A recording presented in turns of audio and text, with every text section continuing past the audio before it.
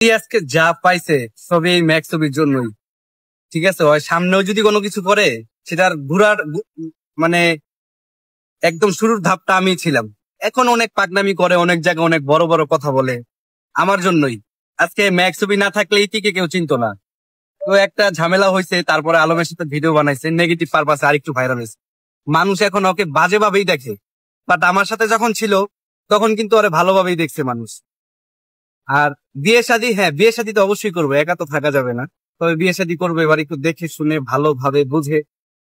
তারপরে অতীতে যে ভুলটা করছি সেই ভুলটা আমি আর নেক্সটে করতে চাই না ইনশাল্লাহ।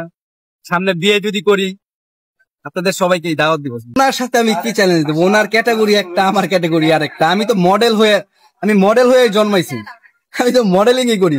উনি তো নেগেটিভ ক্যারেক্টার। উনি দুইটা যদি এমনি ভিডিও বানায়, উনি 10টা বাজে ভিডিও বানায়। উনি ভালো কাজ দেখ, আমার কোনো বাজে ভিডিও নাই। খোঁজেন, আপনারা দেখেন, যদি বাজে ভিডিও পান আমাকে আপনারা ক্লেম দিয়েন। তাহলে এখানে মানুষজন আমাকে কেন দোষারোপ করতেছে? আমি দর্শকের কাছে আমি একটা কথা বলতে চাই যে ভাই, একটা মানুষকে আপনারা দোষারোপ করতে পারেন, বলতেই পারেন, সেটা একটু আপনারা যাচাই করেন। আমি যদি অপরাধী হয়ে থাকি তাহলে আপনারা অপরাধী আমাকে বলেন, আমি যদি অপরাধী না হয়ে থাকি তাহলে আপনারা আমাকে অপরাধী কেন বলবেন? আমি এর আগেও বলছি যে এখানে আমার কোনো জড়িত নাই, এখানে আমার কোনো হাত নাই। তারপরও উনি প্রতিহিংসার কারণে আমার বারবার মনে করেন হয়রানি করে যাচ্ছে। এখন দেশের আইনের প্রতি আমার শ্রদ্ধা আছে, আমি আইনকে বলবো যে ভাইয়া আপনারা তদন্ত করেন। আমি জেল তো খেটে বের হইছি, আমি চাই যে আপনারা এখনো তদন্ত করেন। যদি মনে হয় যে আমি অপরাধী তাহলে আমাকে আপনারা হাজতে নেন, কিন্তু একজন নিরপরাধ ব্যক্তিকে কেন কেন শাস্তি দেওয়া হবে? আজকে একজন মানুষ অভিযোগ দিল, সেই মানুষটার সম্পর্কে আপনারা তদন্ত করবেন, তদন্ত করে তারপরে দেখবেন। বিষয় হচ্ছে যে আইন সবার জন্যই সমান। আইন আইন যদি আমার জন্য আইন থাকে তাহলে তার জন্য আইন।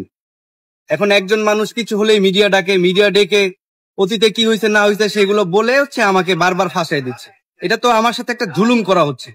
এটা অনেক বড় অন্যায়। এই অন্যায়ের কোনো ক্ষমা হয় না, কারণ এটা আল্লাহ পাক নিজেই নারাজ হয়ে যাচ্ছে। কারণ এখানে আমার কোনো হাত নাই। আমি বারবার বলছি, উনি আমাকে বারবার কেন টার্গেট করে? কারণ ওনার যদি লাভ না হতো তাহলে তো আমাকে টার্গেট করতো না। ওনার কোনো লাভ আছে এখানে, বারবার হচ্ছে টাইম নিয়ে আসতেছে, ট্রেন্ডিং থাকতেছে। আমি 5টা 10টা মিডিয়া ডাকলে আমার কাছেও আসবে, কারণ আমি এইখানে আমার নিজের যোগ্যতায় আসছি। যে উনি যে আমাকে যদি বলে যে ম্যাক্স ছবিকে আমি ভাইরাল করছি, এগুলো হাস্যকর বিষয়। এগুলো মানুষ খালি হাসবে, ঘাটলে তার থেকে ভিউ আমারই বেশি দেখবেন। হয়তোবা হ্যাঁ, সে নেগেটিভে একটু বেশি পপুলার, আমার কোনো নেগেটিভ ছিল না, এখন নেগেটিভ সে আমাকে বানাই দিছে। তো যাই হোক, আমি আমার কাজ দিয়ে মানুষকে আবার ইনশাল্লাহ মন জয় করে ফেলবো।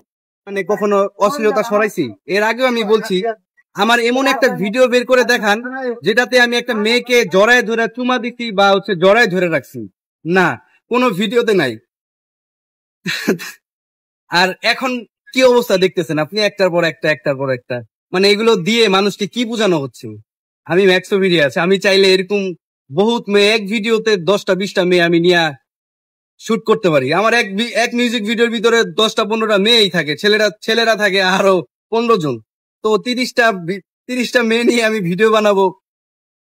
এগুলো বলা দরকার কি? কাজ করুক, ভালো ভালো কাজ দেখ মানুষকে। আমিও চাই দেশের মানুষ কিছু শিখবে এর থেকে। আজকে আমি যদি কুকর্ম করে থাকি তাহলে এগুলো যদি অনলাইনে প্রচার হয়, মানুষ আমাদের থেকে কি শিখবে? আমি মনে করি না আমাদের থেকে মানুষের কিছু শিখার আছে।